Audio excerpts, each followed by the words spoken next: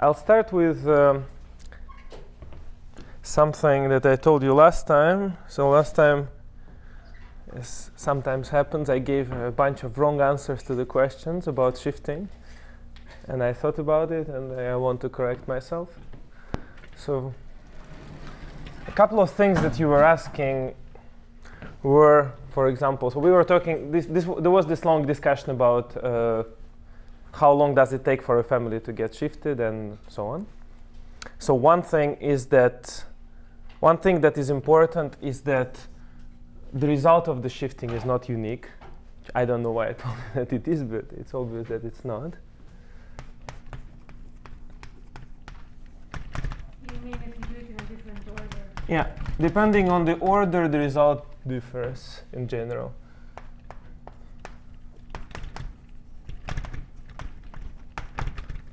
And the very simple example is you just take a family that's very close to be shifted. This is the family of two-element sets. Now you can either do a 4-3 shift.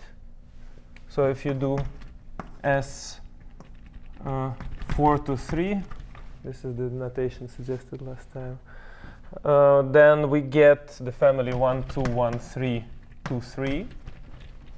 On the other hand, if you do the shift as 2 to 1, then we'll get another shifted family, which would look like 1, 2, 1, 3, 1, 4.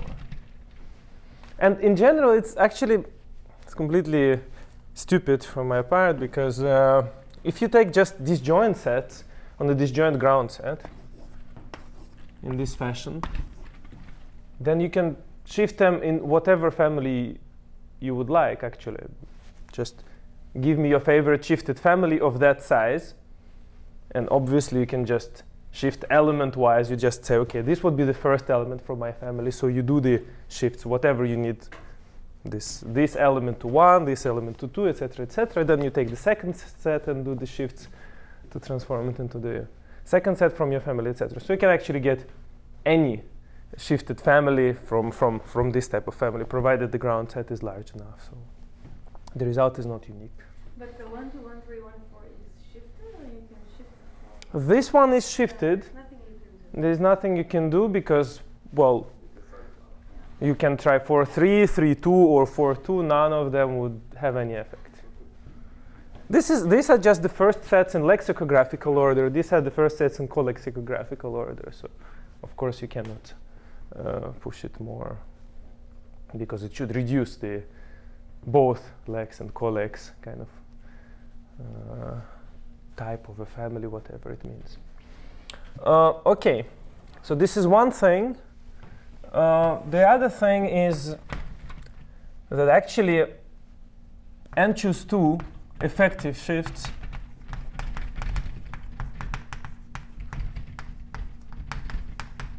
is always enough.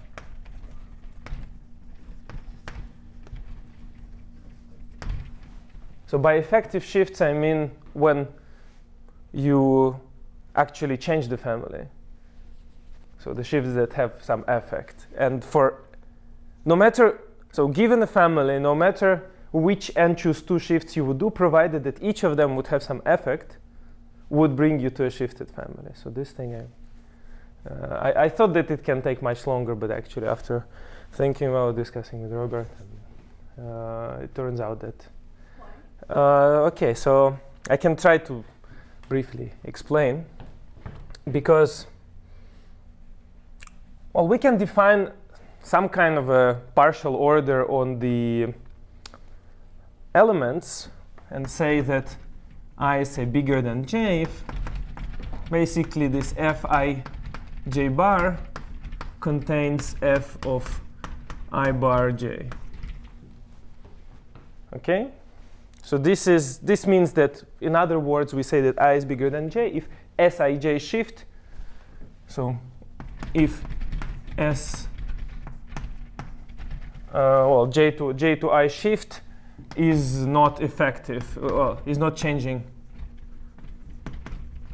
the family.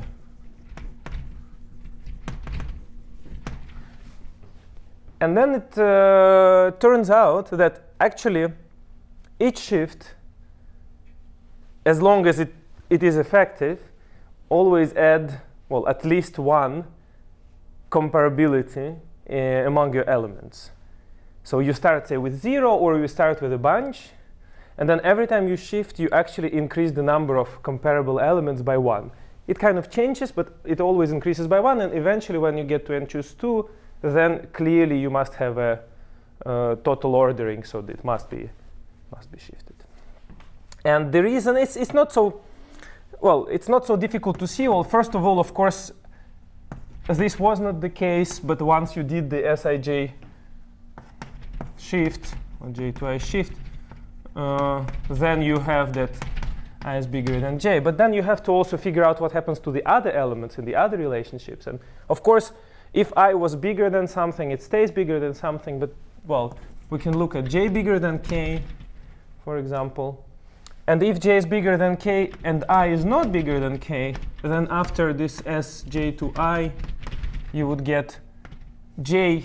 It's not clear whether it's bigger than k, but definitely I is bigger than k. And the other situation is when j is bigger than k and I is bigger than k, then after S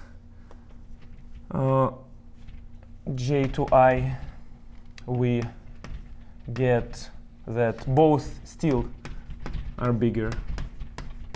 So this is not super difficult to verify. I'm not going to check it, but we have this, and then from the other direction is the same. So if k is bigger than j, not bigger than I, then something like that happens as well. So actually, the number of comparabilities increases by 1. And as for the Robert's suggestion for sorting and whether it can be done faster, I believe we haven't figured out the details yet, but I convinced at least myself more or less that you need n squared. You need roughly n squared shifts. You cannot just sort it. You cannot do n log n. Because, well, my intuitive, at least, example is just take a random family with probability 1/2 of n-half element sets. Take each set with probability 1/2, and then somehow there you see that there is so much randomness that n log n shift would not order your whole thing somehow, because initially everything is incomparable. Like if you take this kind of, you cannot say anything about I, j, j, and I, and then even after a few shifts, things that were not explicitly compared should stay incomparable. Somehow some kind of randomness should remain, and then there should be sets appearing in one and not appearing in the other. So this is the very, very vague explanation. I'm not going to go into detail since we haven't figured them out yet, but so the situation looks different from sorting to me, even though this idea, Robert says, is very similar to some sorting type arguments. So this part of the argument is very similar to some things about circuits. OK, great. So this is for the last time's talk. And today I'll talk about Erdős matching conjecture and related questions. So for that, I guess I need to state the Erdős matching conjecture first. It's a generalization of the Erdős-Corrado theorem. So the question that we ask is, given f,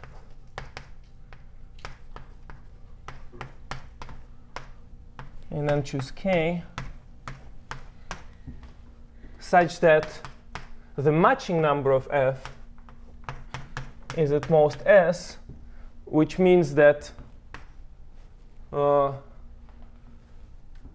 the maximum number of pairwise disjoint sets in F, this is the matching number. So this is matching number is this. So if the matching number of F is at most S, then, well, the question that we ask is, how big is F?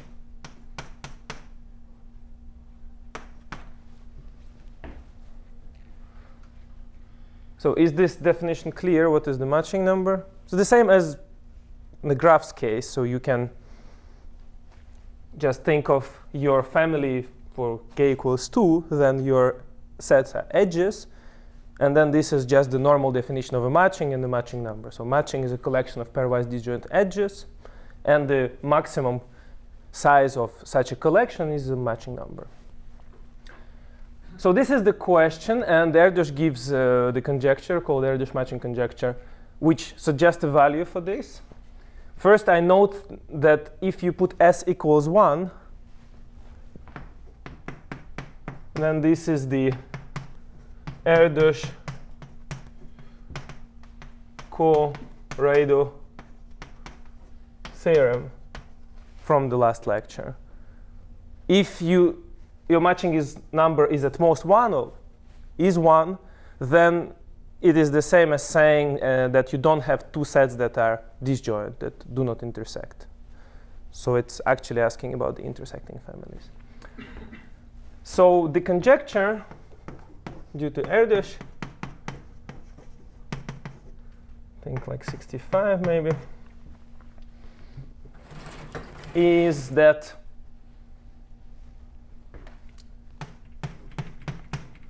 this thing is at most size of A and B, maximum of size of A and B, and now I'll define what is A and what is B, where A is the family of all sets in N choose K that intersect first S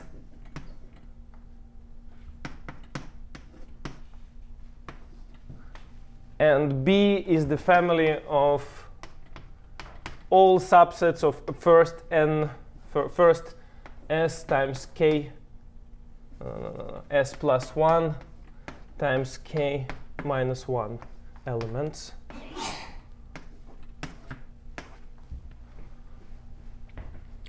So basically, Erdős conjecture says that whatever family you take with this property, it's at most the size of these two families, both of which are also satisfying this requirement. They do not have matching number. They do have matching number equals S. And these are like the two simplest examples in some sense that you can come up with. So let's look at the first example. It's like the example for the Erdős-Kupavskii theorem, where the optimality for the Erdős-Kupavskii theorem is just delivered by the family of all sets containing a fixed element. Now that we increase the matching number, we also replace this fixed element by a fixed small set. So now we say that we intersect a fixed set of size S.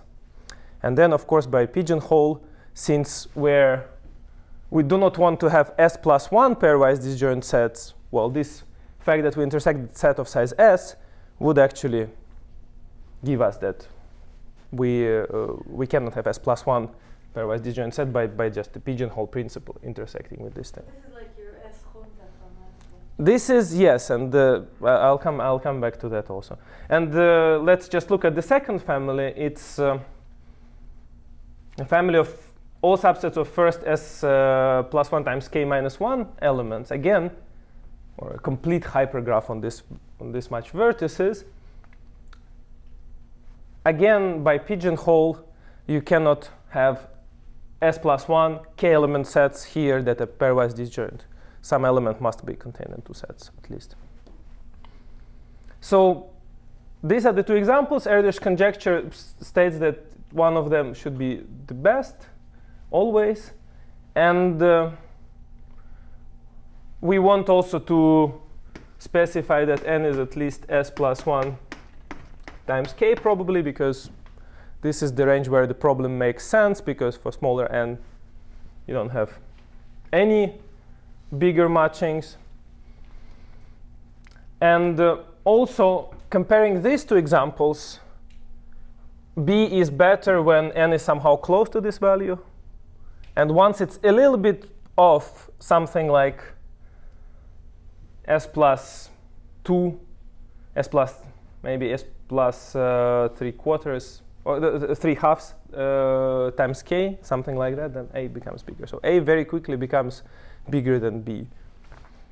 So this is the Erdős matching conjecture. Now, if you look at the first family, especially as Irit suggested, it is actually a junta type family. So it's a junta with the center of size S in the previous terms. And in the Erdős-Corrado theorem, it was a junta of center size 1. So this is why the junta approximations I was talking last time about actually are very relevant, because the extremal examples, at least, or the examples that we believe that are extremal for some problems, look like juntas. So this is why we're interested in getting these junta approximations. OK, great. So this is the conjecture. And I'll give you some results. So there was a line of development by Erdős himself, then Bolobás, Dakin, and Erdős,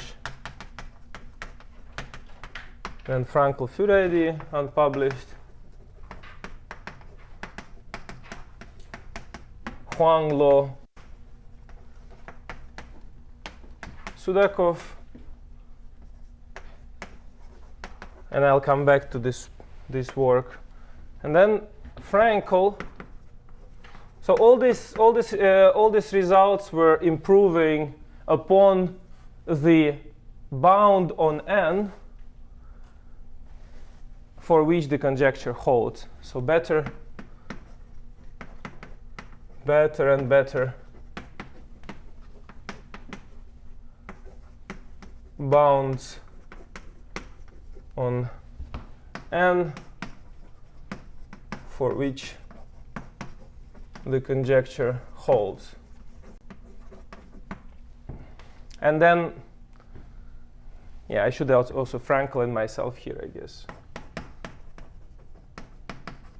And myself as well. OK, so the two results that I'll mention today, I'll discuss today, is Frankl's result, which basically states that the conjecture is true for n at least 2s plus 1 times k. So this is the Frankl, relatively recent result, 2013.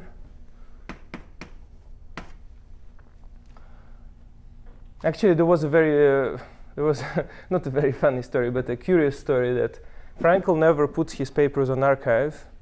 And then there was a group of Kuhn and Ostos, people with whom I also spent some time working at the same time on this problem, and they got a weaker result, but also with some constant for large S and K.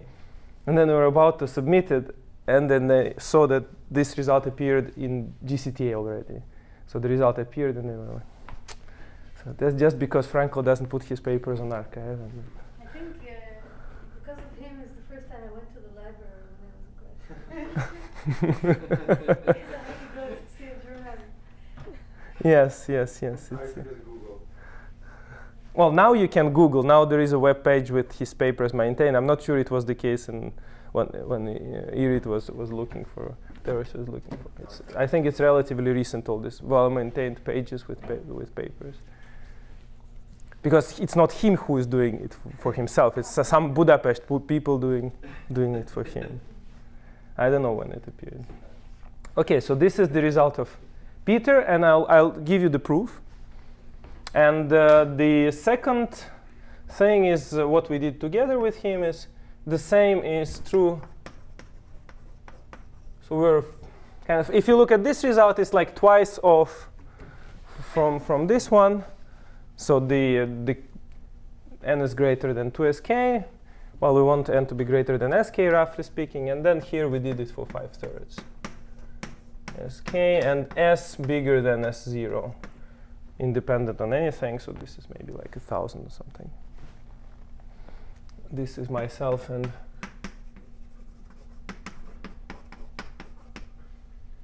I don't know, 18. OK. I mean, it's complicated. It is not published yet, but it appeared on arXiv in 18, I think. Don't remember. I think 18.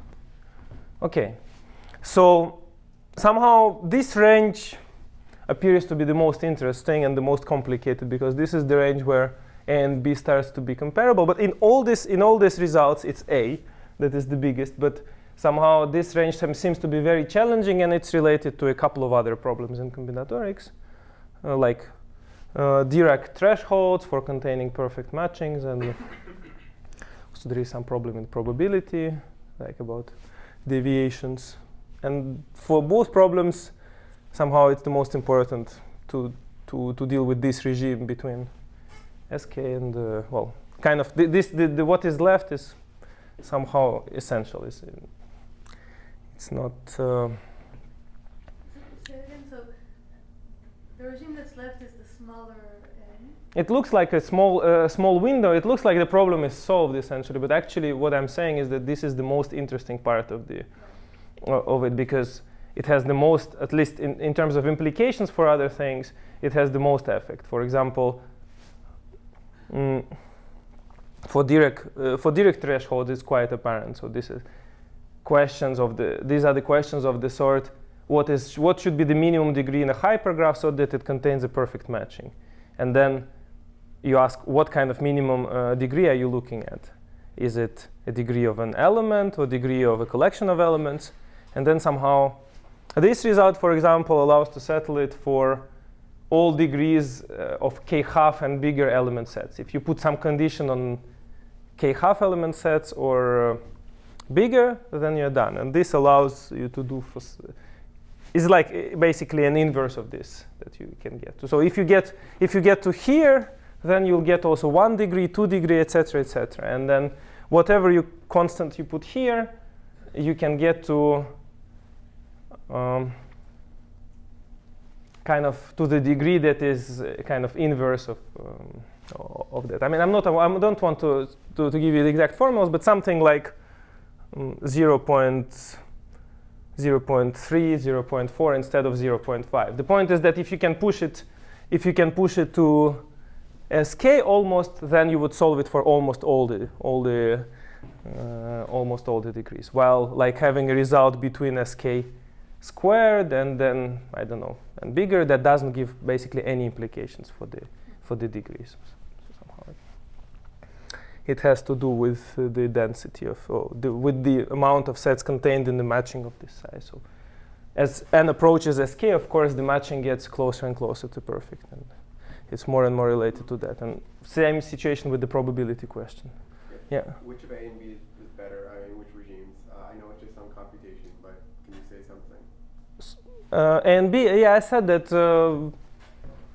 basically so you have to add 1/2 here, I think, roughly 1/2, and this is the place where the two starts to be equal. And then for smaller, B is bigger. For larger, A is bigger. For n bigger than like S plus 3/2. No, I'm a bit. Yeah.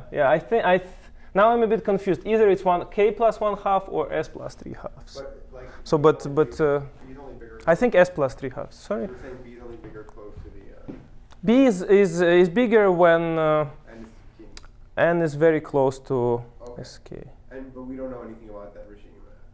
We know a little bit actually. So we know, first of all, we know that the conjecture is true for this, and there is a result of Frankel also that states that if you go just a tiny little bit from here up, this plus some function of k, which tends very, very, very quickly to 0 as k grows, he can show that this family is the best. So he stepped a little bit from the bottom side. Yes. But is he still he's still in the B regime, so we can't get to the top. He's still in the B regime though, like. Yeah, it is very much in the B regime. It's very, very close to this. Isn't but there like simple way to describe the actual line between the two regimes? No. No. I mean, you see, it's basically two binomial coefficients, right? I mean, there is a very simple way, of course, to describe it. You have to decide and choose k minus n minus s choose k bigger or smaller or equal to k plus 1 or s plus 1 k minus 1 choose k. Maybe it's a good thing to also mention that this often, or this appears often in this kind of extremal combinatorics. For example, for T-intersecting families, every pair of intersecting T elements, there also isn't just one optimal family. Yeah. There is a whole range of a whole optimal. range of families, and they look something like these. Yeah, all of these families for all this type of questions actually look the same. Basically, you fix the first bunch of elements, and then you make sure that on this bunch of elements your property is guaranteed. And there is some threshold on this. And for different values of n compared to the parameters, different families appear. And actually, in this case, you can interpolate between A and B. You can, for example, consider the family A prime of those sets that would all intersect 2s plus 1 in at least 2 elements. Or 3s plus 2 in at least 3 elements. And then eventually you'll get here. So there is a whole range of families in between these two. But somehow none of those, unlike in the T-intersecting theorem, none of those is bigger than these two.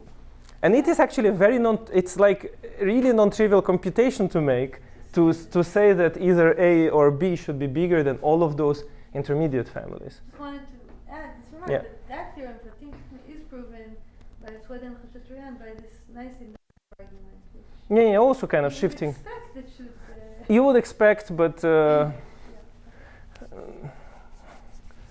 it's probably. Only two cases A and B. We don't know about the boundary between them. We can only go down through most of the A case and up through a little bit of the B case, and the boundary like the. It depends on the approach. So in the Altsveden-Hachetran theorem, for example, the biggest thing was to reduce everything to a very, very symmetric situation somehow. So essentially, they just, well, at least in one of the proofs, they managed to claim that the examples look roughly like these things, or roughly in some different sense than Hunter's that we saw last time. But anyway, they managed to show that they should be very, very symmetric. And then using some local changes, it just becomes basically the family that you're interested in. So here, if something like that would work, if you would be able to claim that one of those families, like this A, B, and the intermediate families, should be optimal by doing some kind of symmetrization or whatever Altsveden-Hachetran type, then you would be good. So maybe there is a way to do that. But at the moment, we have no idea how to do that. So this is quite tricky. For this problem, somehow matchings are much more complicated than intersecting families. Yes. Okay. So what do I want to do? So I want to prove you this, and then I'll tell you about the new ideas that appear here, and also relate to some other questions. Okay, great. So maybe this is this would be the plan again. So first we will see Frankel's proof.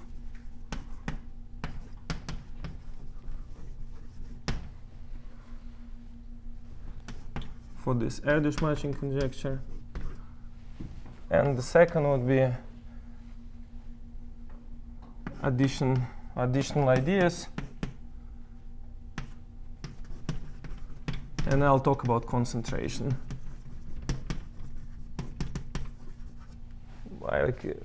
I wouldn't specify it more here. And then related questions.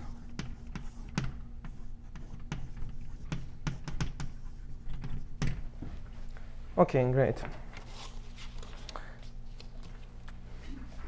So our goal is to prove that in this regime, n greater than 2s plus 1k, A is the largest family with matching number at most s. This is what we are proving. Step 1, which I'm not going to elaborate on, we can assume that the family is shifted.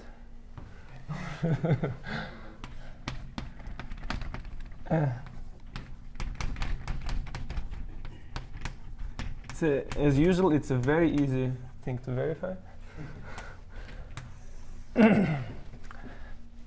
That shifting doesn't increase matching number. First thing. Second thing, related to is related to the Kruskal-Katanov theorem. It's a nice proposition. Is that if f in n choose k,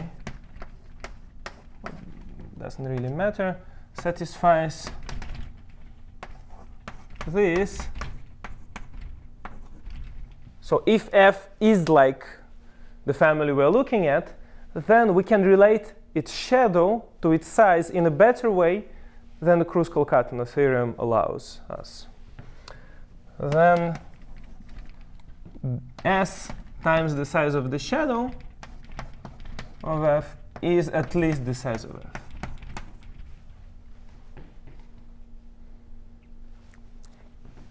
So let's quickly look through the proof, because it is actually similar to the proofs that I gave last time. Again, we assume that the family is shifted, because neither it changes the matching number, or neither it increases the matching number, nor it increases the size of the shadow, as we saw last time. So f is shifted again. Well, maybe I should have called it G, so it's a different family, but it doesn't really matter. Same properties. F is shifted. And then we can assume that n is greater than or equal to s plus 1 times k. Because in other cases, it's very easy to verify just by Kruskal-Katanov theorem. Because then any family would satisfy this. And Kruskal-Katanov theorem would actually give us something like that. Just by basically comparing two binomial coefficients, like n choose k and n choose k minus 1. Just the ratio between these two is at most s in this regime, for n smaller than that. For s plus 1 choose k, it is actually the same. So for s plus 1 choose k, it's just the Kruskal-Katanov theorem. So this is our induction base. N equals s plus 1 times k, and k equals 1. In both cases, so here is just the Kruskal-Katanov, or even something easier, like if you have an alpha proportion on one side in a regular graph, then at least an alpha proportion would be its neighbors. Like if you kind of put this k element sets, k minus 1 element sets, and look between on the graph that is defined by containment, then this is enough. So you don't even have to use Kruskal-Katanov. But Kruskal-Katanov is good enough. So this is the induction base, and equals s plus 1 times k, and k equals 1. For k equals 1, it is kind of obvious, because this condition means that we cannot have more than s singletons. So the delta f is just all sets of size k minus 1 contained in something f, or? So maybe I should define it, but for those who were not here, it's the shadow. So Yeah, okay. so I can write it here. I can figure it out from context. But Delta f. Well, shadow, right? if f is in n choose k, then delta f is union over all set s in your family of s choose k minus 1. So all k minus 1 element sets contain n some. Great. OK. So this is our induction base. And then we do the following thing. We fix the last element and decompose the family based on whether it contains the last element or not. So I guess I should remind you of this notation, f of I and f of bar I. So just these are the sets from the family f that do not contain I, and these are the sets from family f that contain I with I removed. So this loses 1 in uniformity. And then we write the following thing, f of f is basically equal to f of n union. Well, maybe I should do it this way. Decompose it into f of n and f of bar n. I'm giving it a bit sketchy because we saw the proofs last time. So we decompose the family based on the last element. To this thing, we can apply the inductive hypothesis, and we can say that this thing times s is at least size of f of bar n. So this is good. And because f of n, since it's a family of sets not containing n, it must have matching number s. So we can apply inductive hypothesis. On the other hand, f of the sets, those sets that contain n, we cannot, seemingly we cannot immediately say that it's also a family with no s matching. Because, well, we all of them had a common element, and then we got it removed. Why would we have any kind of properties of this family of this type? But because of the shiftedness, it is like that. So f of n satisfies this.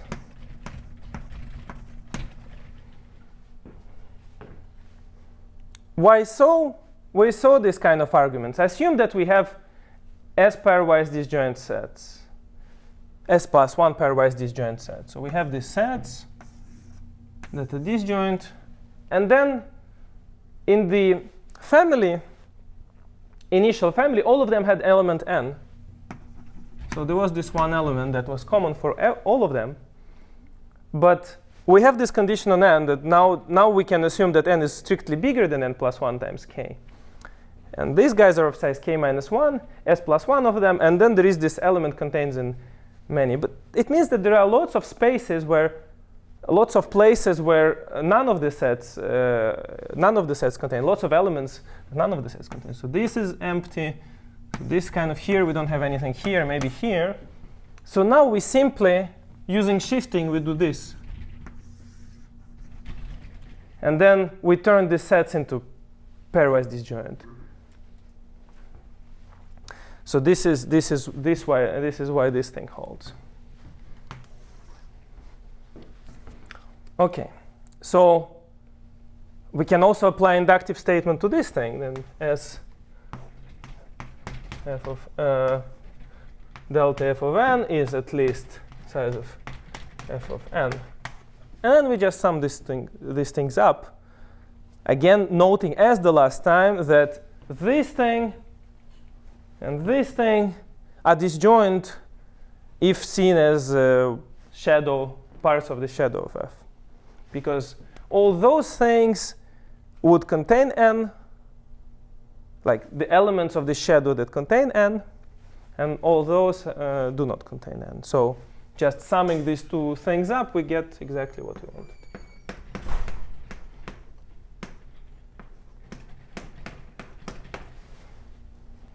Okay, this is nice statement.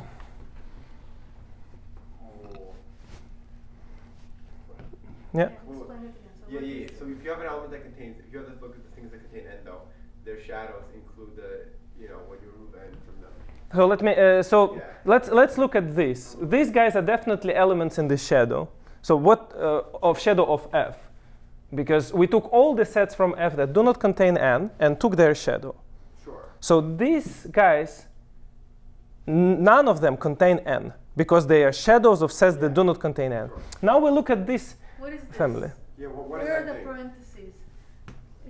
Sorry. You take f. Okay. So all sets that contain n, and you take their shadow. Yeah. This right. So this is how. Yeah. Sorry. This is how we applied in that. Uniform set except with n on all of them, so you can make a k minus 1. Okay. So we took the family of sets that contain n. And removed n, and then took the shadow, but then we kind of give the n back to get the k minus 1 element sets. So all those guys, if seen as the elements of the shadow of f, contain all of those guys contain n. It's the same trick as we had last time for the Kruskal cut. One lower uniformity. Sorry? We're using the same inequality, but for inductive inequality. Yeah. So, yes, exactly. So here, this is the inductive statement. this is induction, and this is induction. So we used induction from n minus 1 k minus 1 and n minus 1 k to nk. This is what we used. So this is a family of k minus 1 uniform sets on n minus 1 element set. I'm sorry. Yeah, sure. You So write it? why does so this holds, or so which part, or why this holds? Let's start with the first one. The first one. So we figured that this thing holds, right?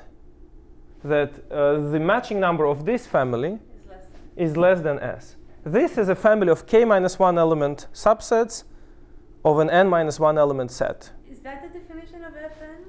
Fn is defined to be all elements containing n? So f of n is the s minus n such that s belongs to f and n belongs to s. Thank you. So this is a k minus 1 uniform family. K minus 1 uniform family on an n minus 1 element set, because n is removed from everywhere. Yeah. So the first line is fine because It's just inductive you can apply induction because you're an assumption. smaller Yeah. k. Smaller k, smaller n, yes. And now we just sum up these two inequalities to get this one. The right-hand side is completely clear. These two things clearly sum up to this. That's right. For the left-hand side is a little bit less clear, but this is what I was explaining. So both this and this can be seen as shadows of parts of the shadow of f. Moreover, these are disjoint parts. So this is clearly a part of the shadow of f, right? So we took a subfamily of f. This is just a subfamily of f with nothing removed, and took its shadow. So this is clearly a part of the shadow. This is also a part of the shadow if you look at it this way. You first removed element n from everywhere, then you took a shadow, and now you put the element n back. Then clearly this is also in the shadow. And I'm saying that, moreover, this thing and this thing are disjoint because everyone here does not contain n, and everyone here contains n. But there could be more things in the shadow. Well, again, not really, but I guess, but it doesn't really matter. It's as long as we can write that this thing is bigger than this two. Again, by shifting, not really, as we saw with Kruskal-Katona last time. We also wrote a very similar inequality, and then it was an inequality, but actually it is equality. Okay, great. So this was the proof of the proposition. This is our second step. Now what we will do is we will compare our hypothetical optimal family f to the family A. There will be a little bit technical, well, not so technical definition that kind of generalized this f of I, f of bar I. So our third step of the proof would be compare f and, or actually maybe not with this, even, f and A. So remember that A is this family. And we will compare it in parts. So we'll actually look at the intersection. We would split the family into pieces according to intersection with first s plus 1 elements. So we fix the first s plus 1 elements, and we split the family according to all possible intersections that it has. So for that, we need a definition for any family G. We define family G of S, maybe not S, X, S plus 1, where X is subset of S plus 1, as follows. It sets S minus X such that S intersection S plus 1 is equals to X, and of course S belongs to the family G.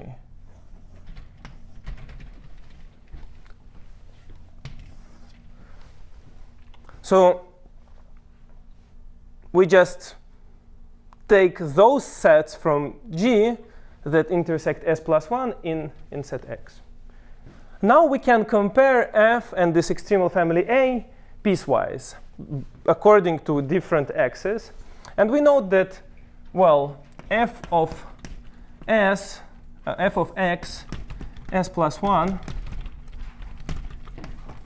is contained in A of x, S plus 1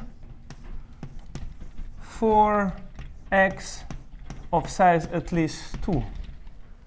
So this is what we note.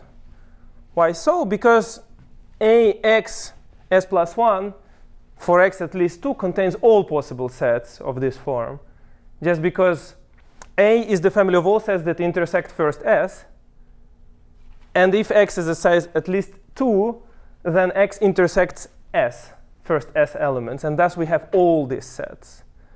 So this thing is just all possible sets that contain x, that intersect S plus 1 in x.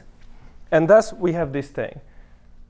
So the problem, if somehow F is bigger than A, it must be either for the singletons or for the empty set. So this is what we care about. But now it's clear from this thing, it's clear that we can claim the following. If, well, let me write it this way. Sum for I from 1 to S plus 1, f of I S plus 1. It's a bit tedious, but okay, very soon we'll get to something nicer. This thing plus the same thing for the empty set.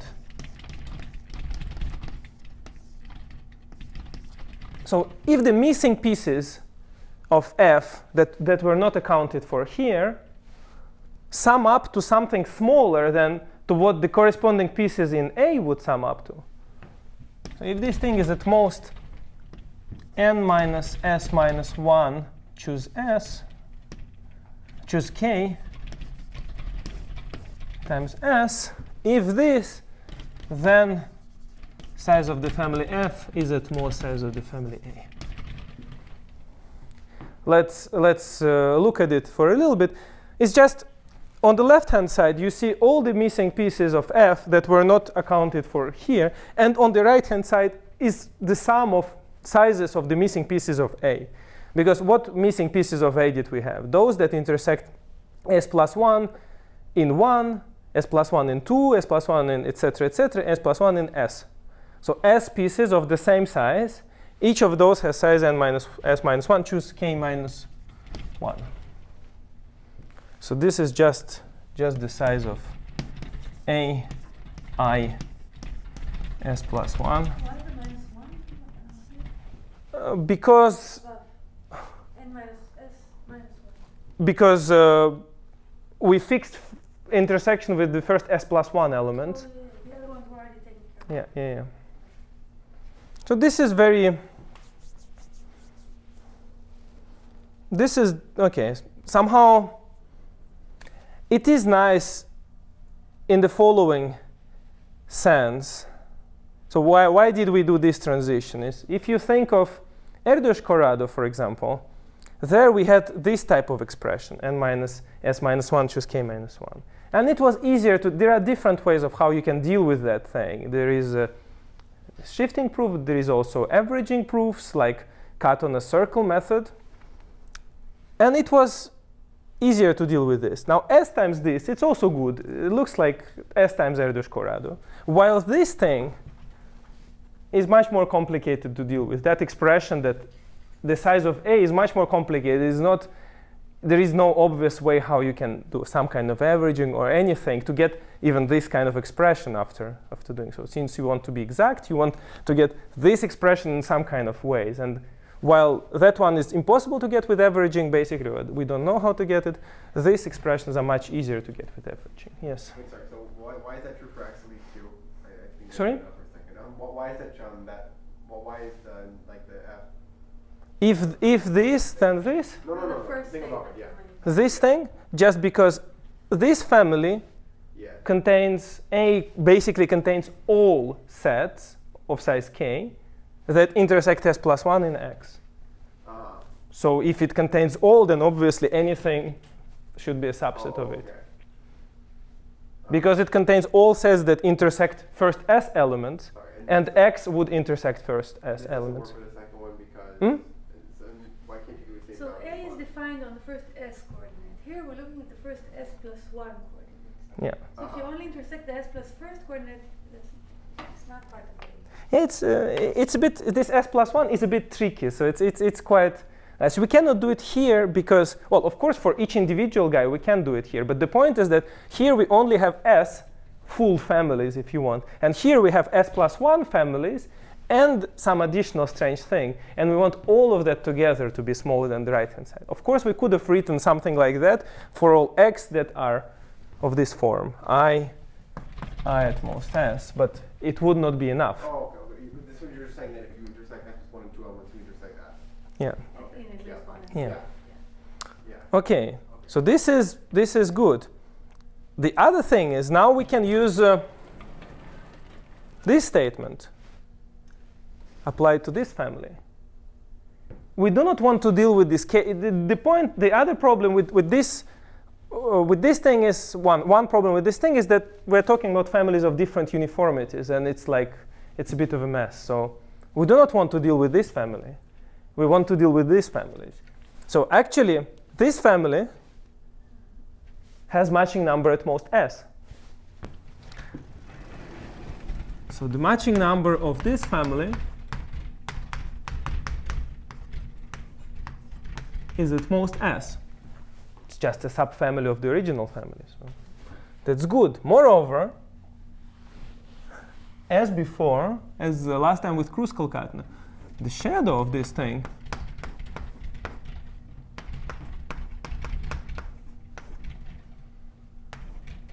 so these are the brackets, is contained in f of s plus 1. S plus 1. As the last time we saw this trick, so whenever you take an element in the shadow of this thing, we can, how do you get a shadow? You remove one element. Instead of removing this element, we could have replaced it by s plus 1 using shifting.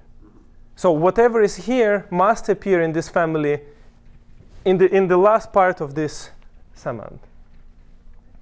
So this thing combined with the proposition, with this proposition, implies that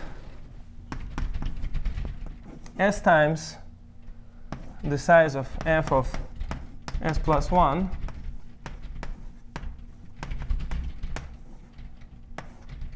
is at least the size of this f empty set.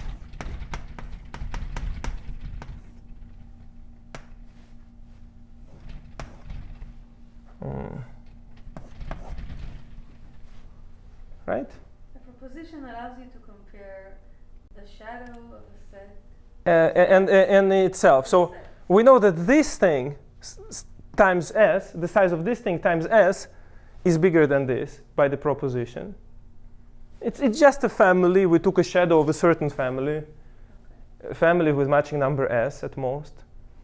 So these things times s is bigger than this, but this thing is even bigger than this. So s times this thing should be bigger than this.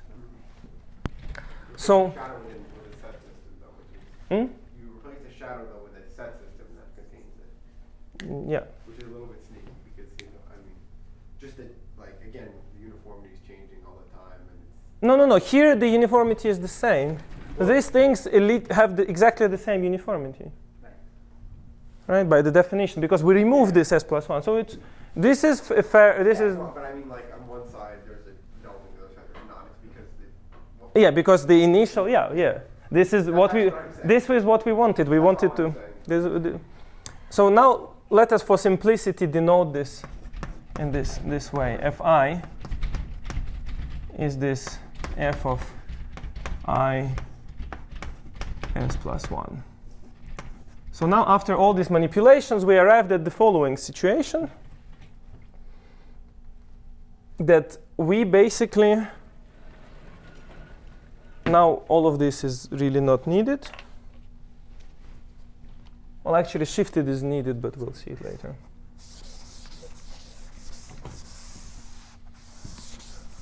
So the conclusion of all this discussion is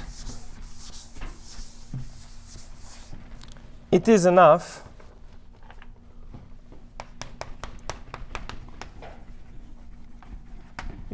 to prove the following thing.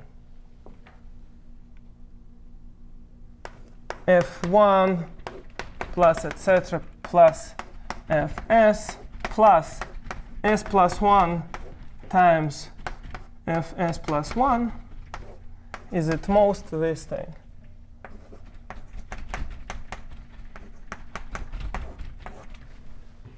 Right?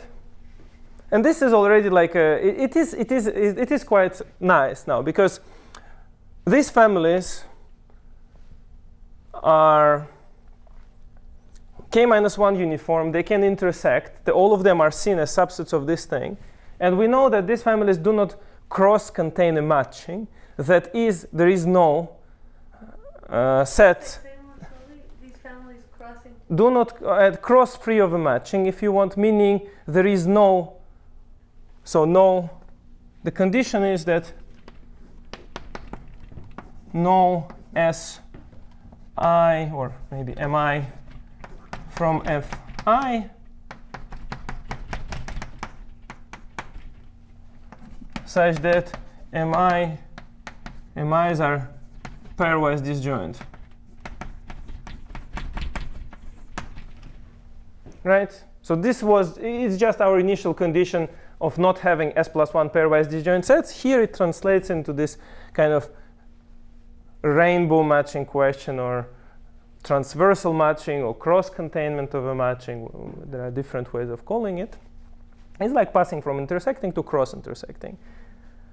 So this is now cross-matching.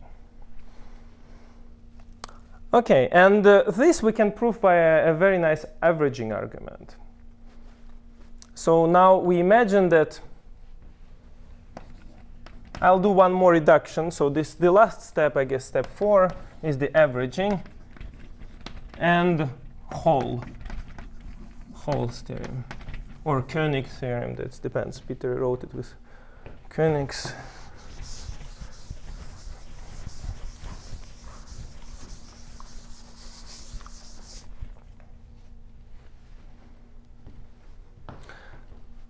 Take a matching. Well, assume that n minus s minus 1. Now we're really living here in a set of size n minus s minus 1, and our uniformity is k minus 1. Assume that n minus s minus 1 is t times k minus 1 for integer t. Doesn't really change anything. So now we will just take a random matching of size t consisting of k minus 1 element sets. So take a t matching M. Well, it is actually perfect matching t in this s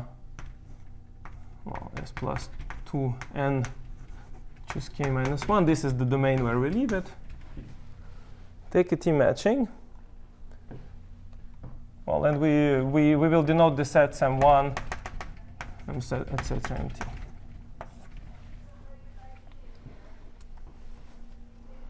So what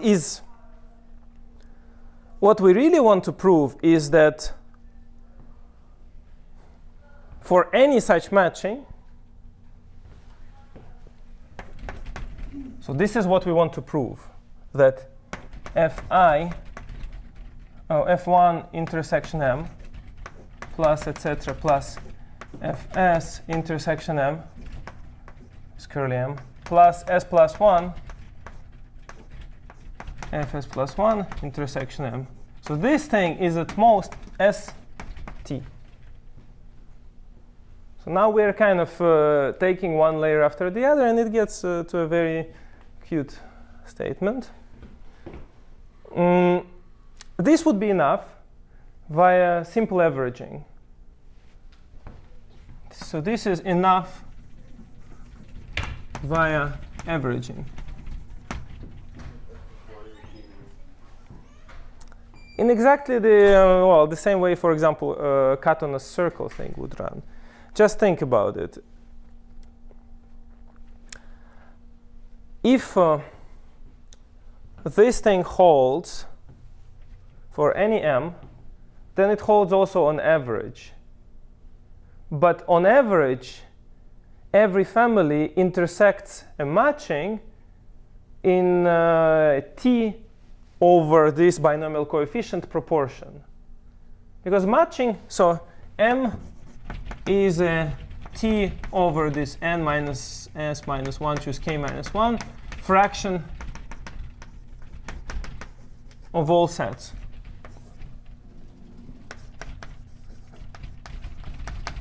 So on average, just, well, the total number of sets is this, that might get to a matching. So on average, you expect that the family intersects in this fraction of its sets. And if you simply, well, so then each of these is, on average, this fraction of the family. Expectations are additive, so it's all good, linear.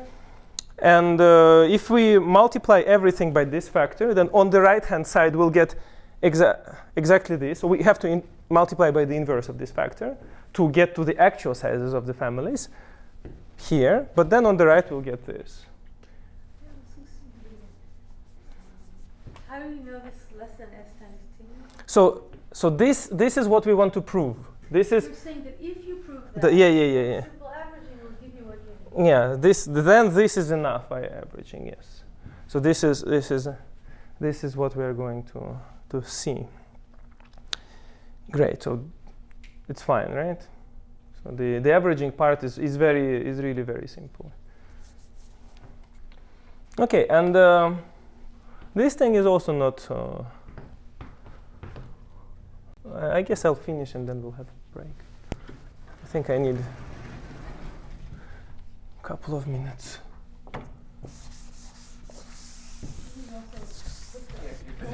Hmm? The lower There, one. so we can still see it. That wasn't what I meant. Sorry, yeah. Stop that one. Yeah. Sure.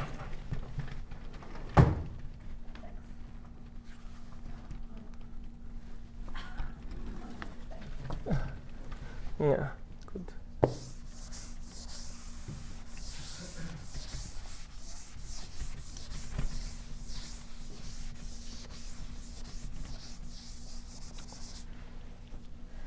So yeah, so I find this proof very ingenious. So this is why I wanted to present. It's a nice combination of all these kind of classical tricks.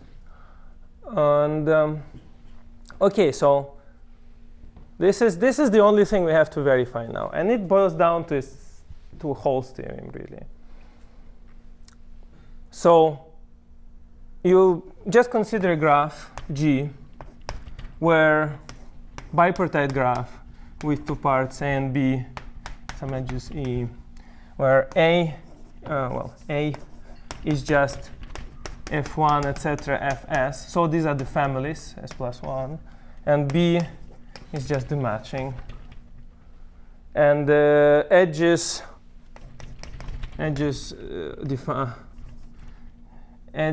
just containments. So whenever a set M is contained in the corresponding family F, then there is an edge. So there is this graph. T are just the T sets of your method. Yeah, just M1, etc. Or M1. M1, etc. MT. And so these are, say, f1, etc. f plus 1. And here we have m1, mt.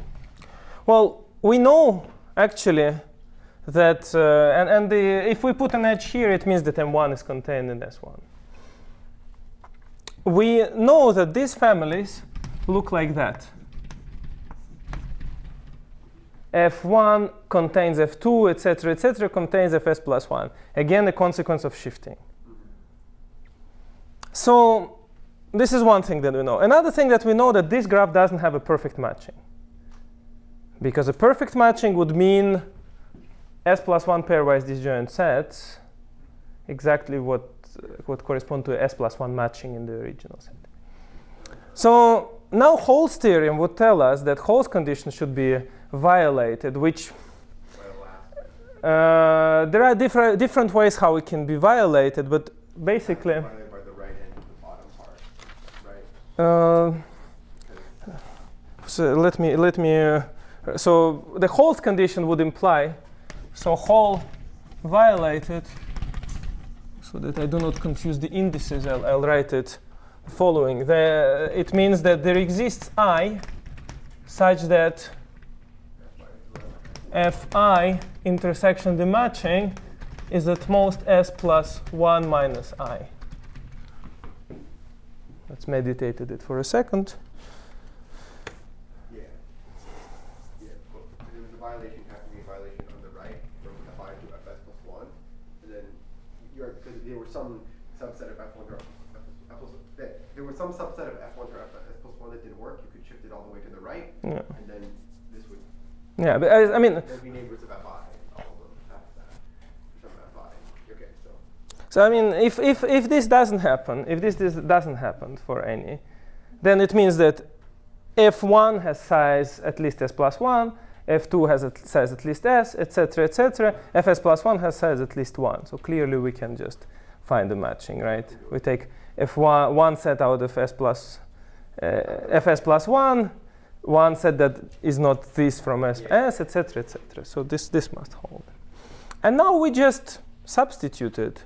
And whatever is above I, or before I, so 1, etc., I minus 1, so now we just estimate the sum on the left.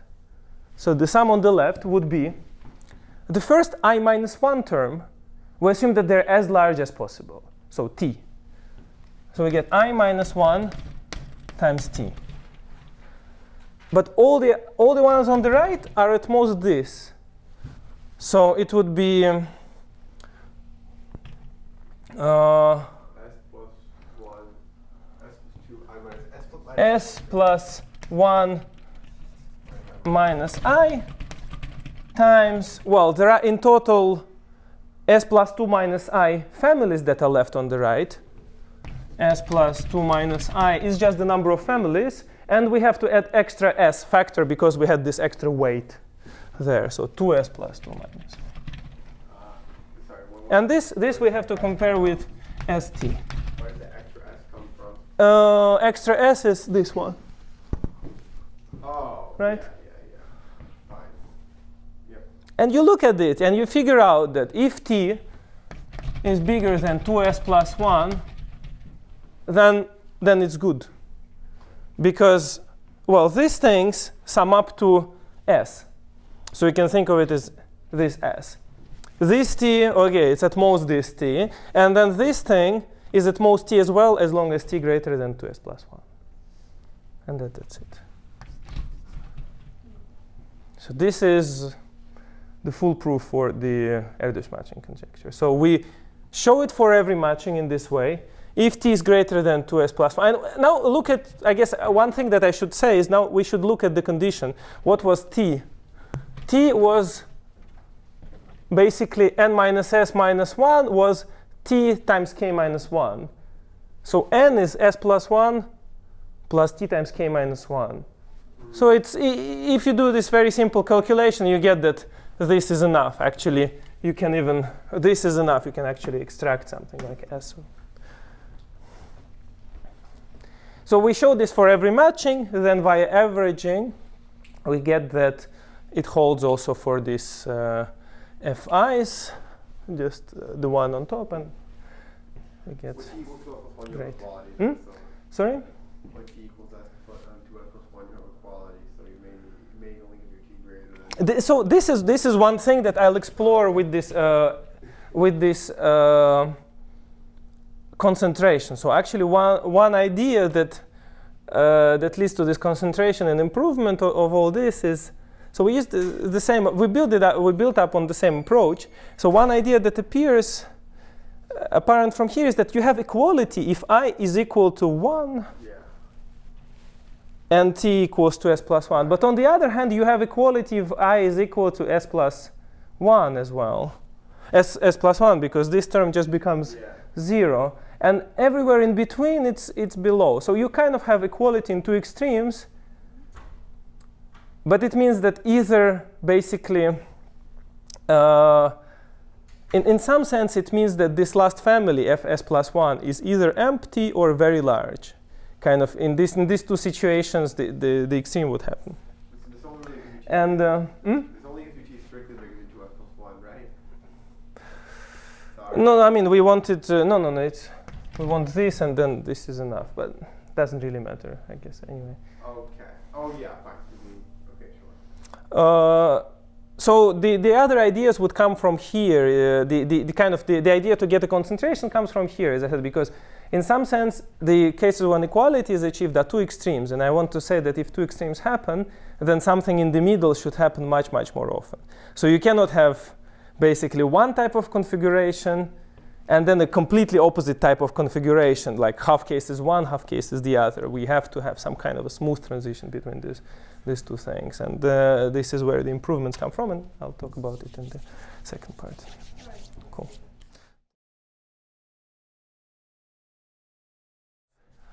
Time for lunch. What happens after? Is there like a lecture of 1:30 or something? No. There is lunch. I don't know. There is lunch, and this is important enough. Okay. So I kind of gave you the motivation for what is coming, some concentration statement, vague concentration statement. Let me make it a precise concentration statement. So it doesn't have to do anything with Erdős matching conjecture, but it does have to do something with matchings. So you take a family and then choose K. And then for simplicity, let's assume that n is equal to tk again. T is an integer. And we assume that the density of the family is alpha.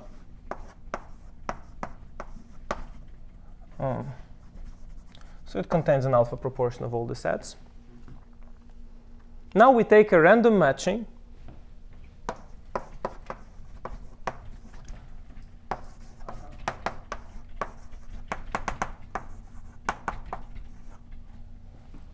A random perfect matching.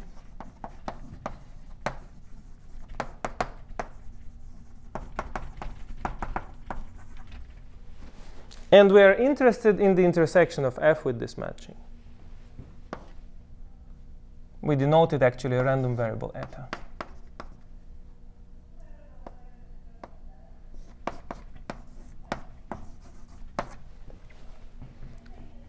So how does this eta behave? This is the question that I'll address now. So obviously, the expected value of eta, this is what we're using, is alpha times t. We have an alpha proportion of sets in the family. Thus, on average, an alpha proportion of those will appear. Alpha proportion of those in the matching will be in our family. But, okay, is it? How does it behave for different matchings? And you remember here we didn't want, basically we didn't want this kind of two extreme situation to happen when in one cases the intersection of your family with a matching is huge, and in the other hand the intersection is small. It's stated a bit differently here about violating Hall's condition for very large I or for very small I, but essentially it's the same. Having a family that in half of the cases intersects the matching by a lot, and in half of the cases doesn't intersect it. And it turns out that this cannot happen. And the theorem that I'll show you is that basically there is a concentration for this random variable, which is the same as for flips of a coin, essentially. So the probability the eta would deviate from the expectation by, say, value 2, how do I denote it here? No, it's a bad letter. 2 gamma. That symbol is an eta, or that a 1? Sorry. No, This the other one. Eta. Yeah. Yeah, I'm sorry. It's a bit. Yeah. It's a bit low for me, so I'm kind of struggling. So this probability is at most e to the minus gamma squared divided by 2t. This is one version of it. So we can do it a bit differently also, but so this is the simplest version. So if you do not have these two, then it would be the type of concentration you would have for coin flips. So just losing a factor of 2 here. So it's if you're choosing M1 up to MT independently At random, then it's very, very likely that you would have an alpha t intersection plus minus square root t log t. Okay. This is the same as for coin flips. Right, so it's like square root n deviation happens, and then square root n log n times some large constant never happens, basically. And you need to lose this constant, right? I don't know if we need to lose this constant, but this is it is not really important for applications. This up to this tiny constant factor, it doesn't really matter. How do you prove it? Okay, so this is what we're going to see. How do I prove it? Just coming back here, essentially it says that whatever the density of your family is, this is what you would see all the time, or almost all the time, in intersection with this matching M. And then there is essentially one case, so this should be essentially all the time the same I, and thus you can squeeze more out of this thing. Okay, so this is one part of getting this better bound for the Erdős matching conjecture. And there is also another application which I'll mention at the end, I hope. Okay, so how do we prove it? This is basically an Azuma martingale inequality for two Lipschitz functions. So we somehow should get there. So we define an exposure martingale x0, xt, where xi is the conditional expectation of eta, given the choices of eta 1, etc., eta I minus 1, where we just decompose eta into sum of eta 1 plus eta t, and eta I is the indicator whether the ith set from the matching is in the family or not. So eta I is the indicator of the fact that mi belongs to the family. Sorry, what is written here? Expectation eta given that? Or maybe xi here. Sorry? Given the choices of eta, given the values of eta 1, etc., eta I. So we have our eta. Eta we can represent as a sum of indicator random variables, right? Eta I represents that your family contains mi. Mi, yes. This is the indicator of that event. And now we define xi to be the conditional expectation of eta on the first I choices. So if you look at x0, it's just the expectation of eta condition on nothing, so it's just the expectation of eta. xt is exactly eta, because this would be just the value of eta conditioned on the values of eta 1, etc., eta t. So once you know eta 1, etc., eta t, you know eta. So it's just the same thing. And then you kind of interpolate in between. So you can think of it as I like to tell about it. So this kind of exposure martingale as downloading a photo or opening a photo over a very slow internet. So you first get just one pixel photo, which would be just a rough color of that thing, then this brown or whatever, then it somehow starts to split into 4 pixels, maybe like bluish on top, brownish on the bottom, and then 16, etc., more and more, until you actually get to the photo. And this is how the martingale works. So these are the stages of this. RGB color space? That's a martingale of So your random variable is the photo at the end, and the martingale is this kind of transition from the average to the photo. Is over the RGB color space, right? That's what I don't think we need to elaborate on this. It's an example. I think everyone understands the idea. Okay.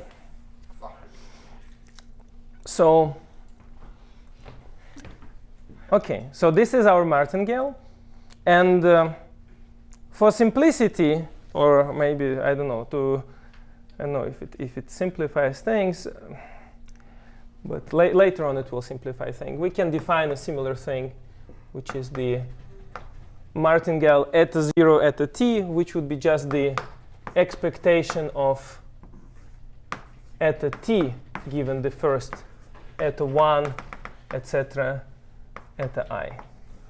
So we can define this thing. It would be another sequence, another martingale, 0, the t minus 1.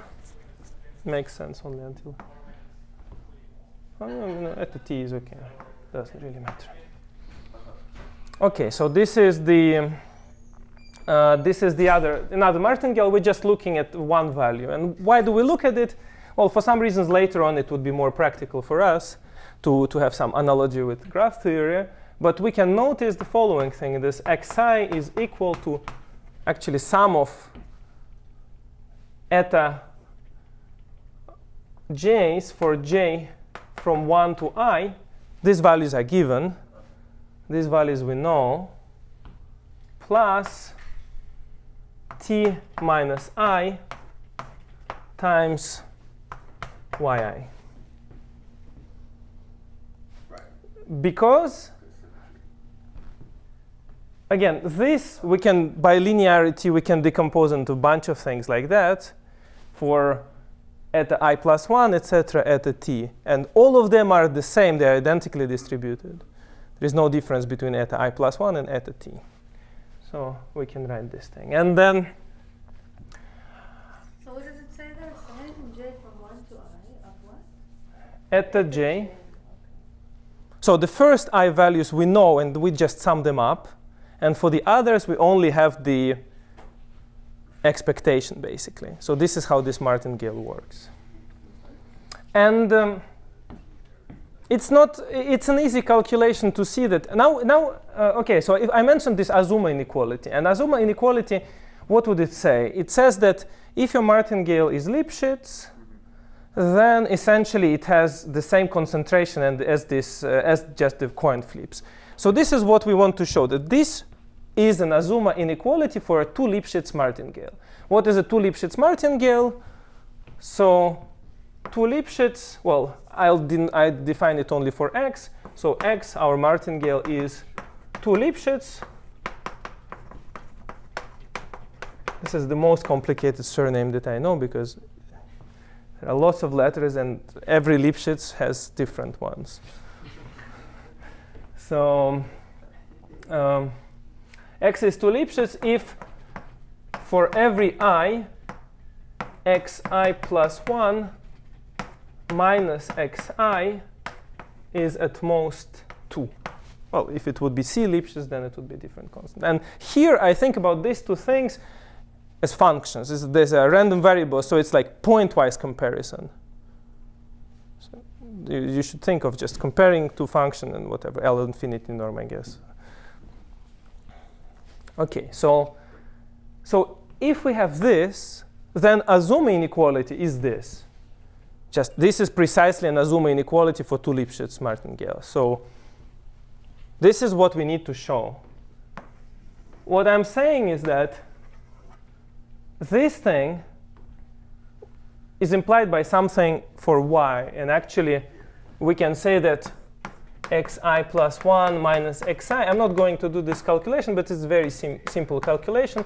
It's 1 plus t minus I minus 1 times yi plus 1 minus yi. So we can do some kind of triangle inequality just from this formula. Take xi plus 1, subtract xi, and you would get this. It's a very simple calculation. No. It's good. It should be as it is. Well, because basically one eta I would be left, and it would be this one. On the other hand, there would be yi left, but it would be like minus 1. So and this is the 1, and this is what. Okay, but anyway, it's a simple calculation. So it means that if we show that this martingale is t minus I, this thing is at most t minus 1 over t minus I minus 1, then we show this, and then we get the concentration. So our goal is to show that yi plus 1 minus yi is at most 1 over t minus I minus 1. OK, so now we actually are going to refine yi and then replace yi by the following martingale. It would be the value of eta t conditioned on the actual choices of m1, etc., m I minus 1. So remember that yi conditioned until I. So remember that we had eta 1, etc., eta I. And so I think I actually want to put, I don't know, there is minus 1 missing here. But anyway, so maybe I'll show this thing. I've missed minus 1 somewhere in the definitions, but it doesn't really matter. The idea would be the same. So you get 2.01. Yeah, I get 2, but it's just some small detail missed here. So we refine the yi, we refine to this form. And then we refine yi plus 1 to the following form.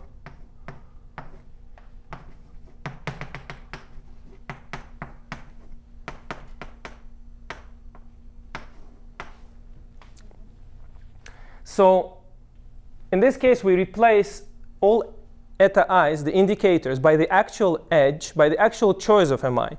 From there, of course, we can deduce what was the value of eta I. If we know the actual edge, we know the value of eta I, but this is a refinement.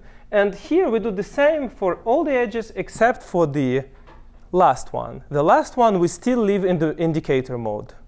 And this is somehow important. So each of those two is a refinement of this martingale. And if something of this sort is true for the refinement, then it would, via averaging, be true for the original martingale. So this primes here. So now we actually, so given this, we will actually show this for the prime, for the primes, which is stronger, but we can do that. And now we are actually, after a little bit of thinking, we'll realize that we're in a situation where we talk about a certain graph and certain properties of a graph. So actually,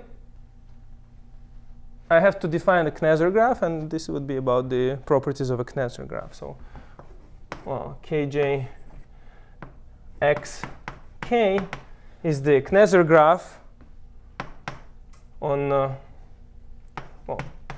sets of vertices, sets of edges, where the sets of vertices are just all k-element subsets of x, and edges is just pairs of disjoint sets. And this is the Kneser graph, and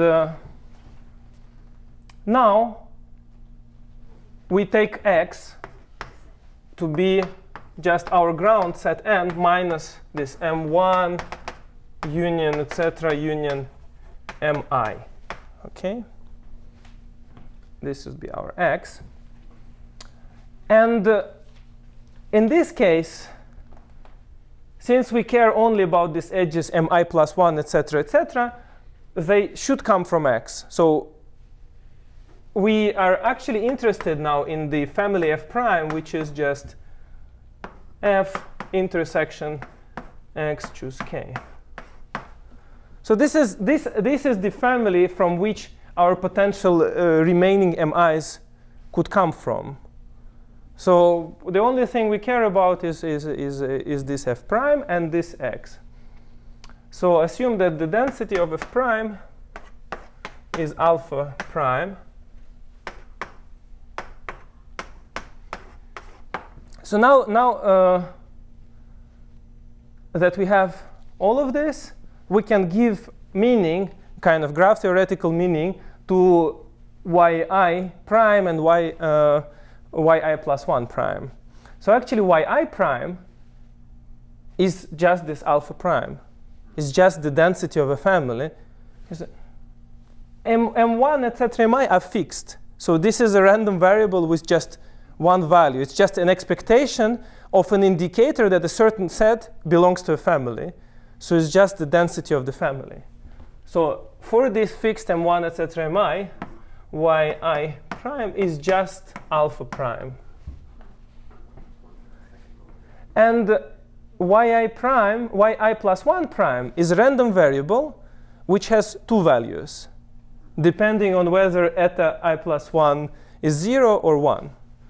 It's a bit more complicated, but has two values. And both are related to kind of the number of edges, or the density of edges in this Kneser graph, between basically vertices from F prime. If you look at this graph and you're interested, how many edges do they induce? So for example, let's consider the case when eta I plus 1 is equal to 1.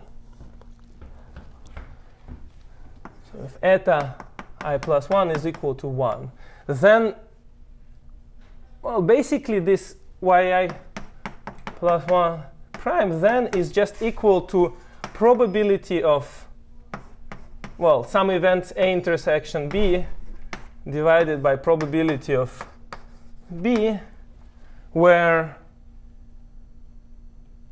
this is, or maybe, okay, let me do another step before I write it down. It's just the probability that MT belongs to F prime, given that Mi plus 1 belongs to F prime, right? So writing it as, well, thinking of this event as A and this event as B is just the probability of this A intersection B divided by the probability of B. Probability of B we know, this is this alpha prime. And this probability of A intersection B is just the proportion of all edges of the Kneser graph that lie within our family. Just the proportion of edges in F prime divided by this alpha prime. It's bad writing, but so this is a situation when we can apply this kind of pseudo-random properties of Kneser graphs. We can use Alon and Chang bound, which would relate these two parameters. So, I mean, in other words, I mean, if you divide the number of edges by the number of vertices, it's like an average degree, basically. And then there is this Alon and Chang bound, which would just relate these two things in terms of the eigenvalues of your graph. So we can just say that, So Alon and Chang would tell us the following thing. Well, proportion of edges divided by, in f prime, divided by this alpha prime minus alpha prime.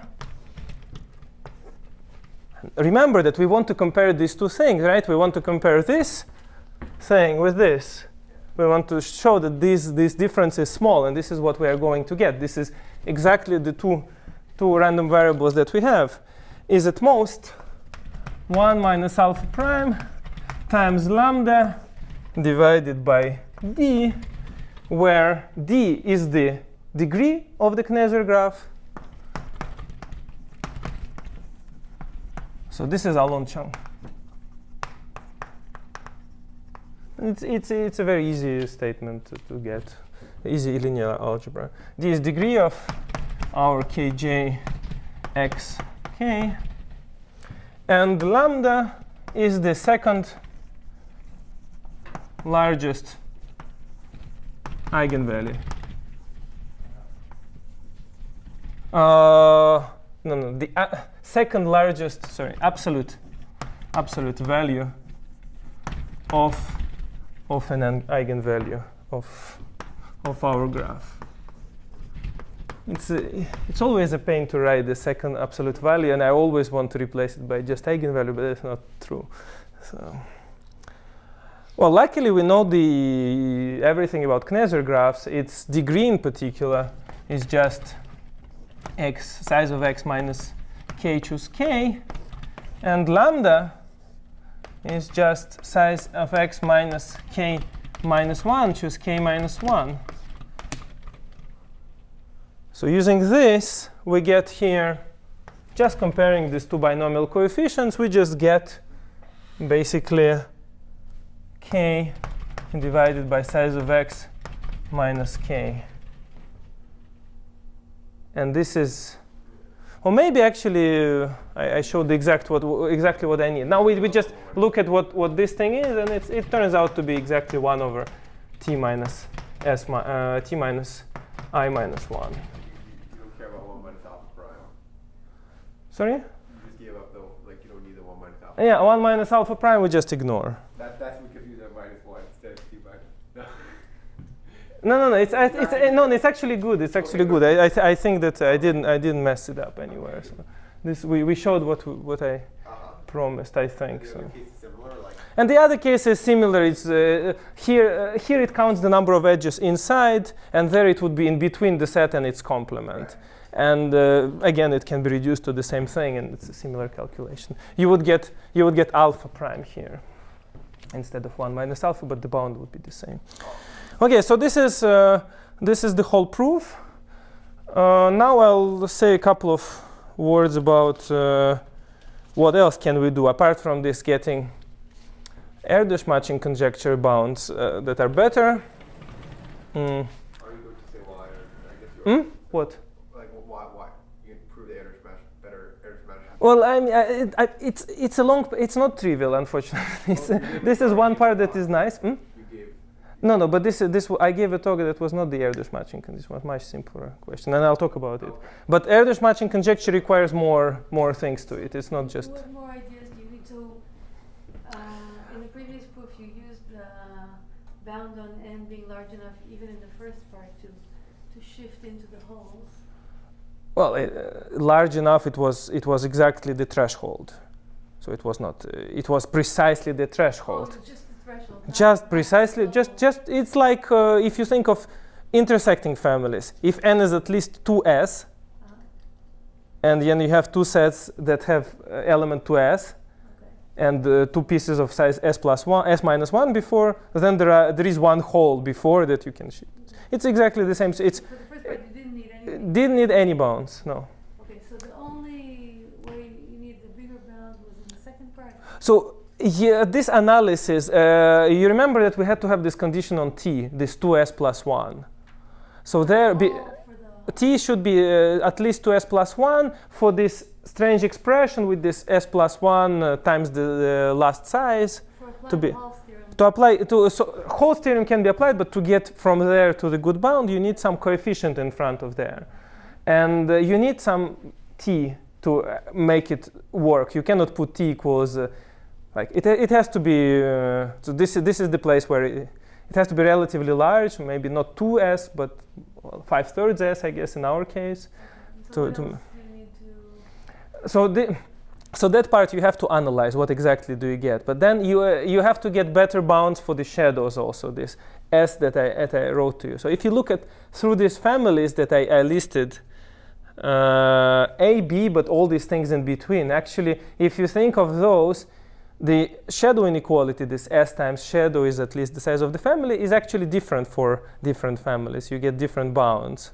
So for example, for A, you would get better bounds than just s times. And you have to somehow analyze which part of the family your sets, which kind of each of the sets would belong to one of those. And if you have many in one part, then it would mean that maybe shadow is smaller, but on the other hand, B is much smaller, so you cannot have too many there. So there is some. It's tricky. I mean, it's like 25 pages paper, so it's maybe 10 or 15 pages is a proof. So there is a bunch of things. There is induction, also some induction going on there, and it's. But anyway, so this is the cleanest idea, and it's a new thing. So this is what I wanted to tell. And this thing actually finds a even much cleaner application than this Erdős matching conjecture. So this is what I wanted to talk about in the last minutes. So there is this transversal or cross version of the Erdős matching conjecture, which was suggested by Huang, Luo, and Sudakov that I mentioned, who worked also on the Erdős matching conjecture, and by Aroni and Howard separately. So now you are looking at families f1, etc., fs plus 1, and then choose k. You would understand it immediately because we saw it already. And no cross matching.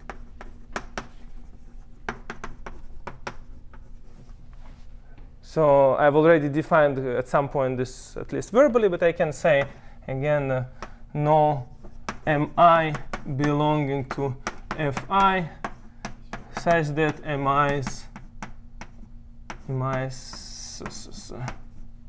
are disjoint. Sorry? Like capital M sub I is a funny thing to use. Because it's never matching. Oh, fine. Okay. He used it all.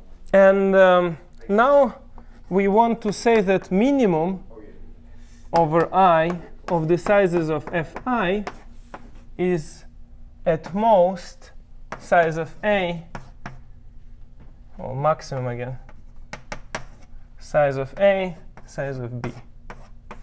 These two families that I defined in the beginning. So now instead of having one family, we have S plus one family, and instead of bounding the size of one family, we bound the minimum over sizes. If you substitute f1 equals fs plus, etc., fs plus 1, then you exactly retrieve the Erdős matching conjecture. So this question turns out to be harder than the Erdős matching conjecture. In particular, this proof of Frankel wouldn't work. It doesn't work somehow. So the best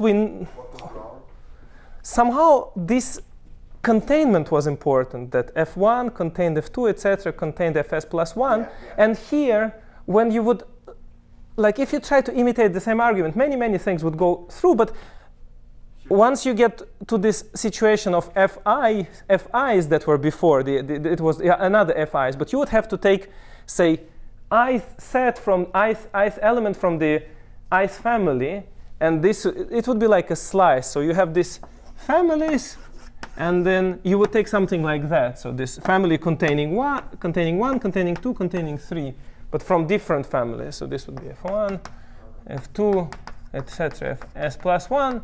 And these are the guys that would intersect s plus 1 and exactly 1, and exactly 2. And there is no comparison between these things, between the different ones. And then this argument breaks there. Somehow there is no multi-shifting, no. At least we don't know yet.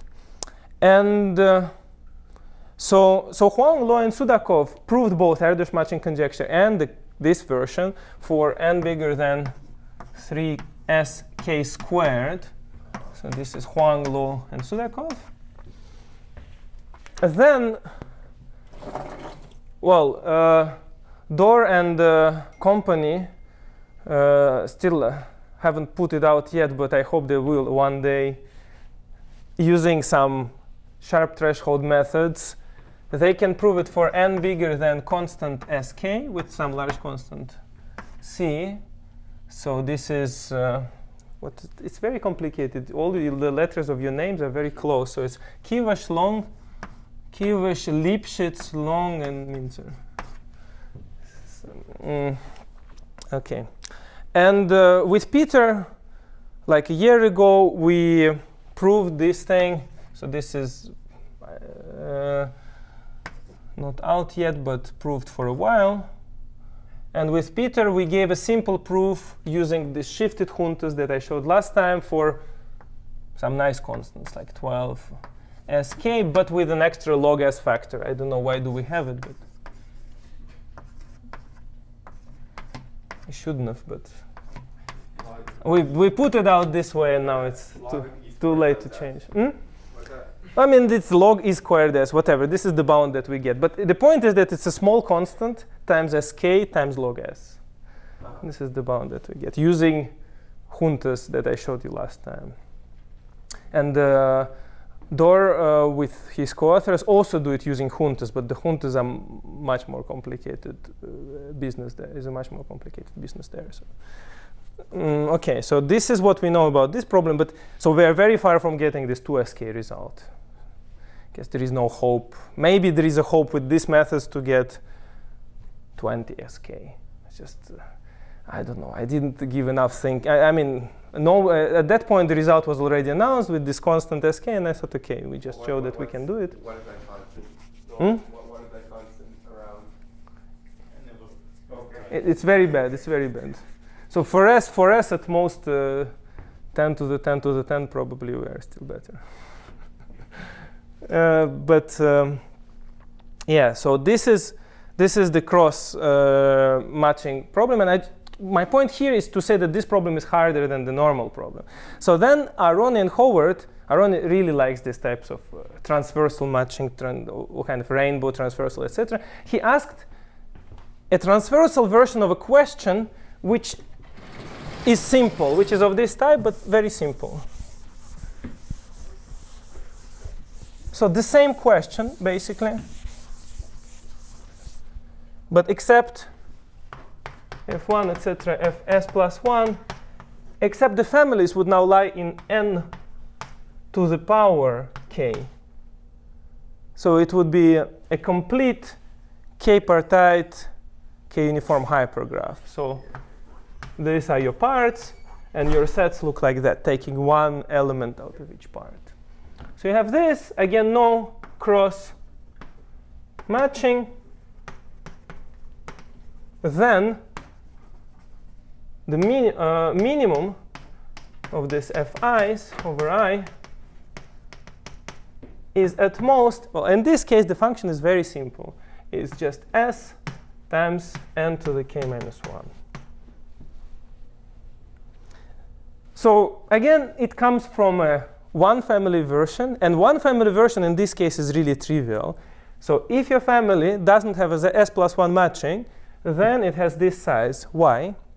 Just take a perfect matching at random. If your family was of size bigger, then the expected intersection would be bigger than s. Thus, there would be a matching that you intersect an s plus 1 element. This is really simple, but the cross version turned out to be not as simple, clearly. And there was a result by Lu and Yu, who did it for n bigger than 3 sk, which is actually just a kind of translation of result of Huang, Luo, and Sudakov and their approach, because 3 sk, but the ground set in our case is k times n. So it exactly corresponds to 3 sk squared from that side. So they did it using the approach of Huang, Luo, and Sudakov. And Well, one thing one can note immediately is that, so you can prove the same type of concentration for this setting. It's even easier because, again, this is like products of complete graphs, and it's easy to get this eigenvalue bound, and then the whole argument works. So one thing that you note from this theorem, so one nice feature of this is that, as I said, the deviations by square root here t log t are very rare, so rare then you can assume that all your families, if you take a random matching and you take intersection of each of your families, then all of your families would have roughly the expected intersection. So this alone, just this theorem alone, applied to here is enough to prove approximate version. So instead of this, if you would just be satisfied with something like, I don't know, square root s log s, n to the k minus 1. Then you're done immediately, just because if each of your families is bigger than that, with some positive probability, a random matching would be intersected in at least s plus 1 sets by each of your families, and then you just easily find the matching. But it turns out that, and this is a work with a student from Moscow, Kiselev, and myself, it turns out that we can prove the conjecture. So this is Aaron and Howard. Who's the first K In that theorem? Kiselev. It's a master student from Moscow. Oh, I thought it was like K comma something. Sorry. No. Yeah. K and Selev. I guess K is me then. I guess then K is myself and Selev then. Yeah. And then some strange AK at the end. Which is actually. And this is also the Kacheturian. Okay, so it is true. The Aroni-Howard conjecture is true for s bigger than s0. And this is like 500. S0 can be taken as 500. So you take this concentration approach, and then you refine it a little. I mean, you use this, and you combine it with Hall's theorem, and then you do some combinatorics, and it turns out that, for me, very surprisingly, you can actually get the exact result using this concentration. So not s plus Lil of 1 here, but the precise bound. Yeah, so this is all I wanted to tell you. Thanks.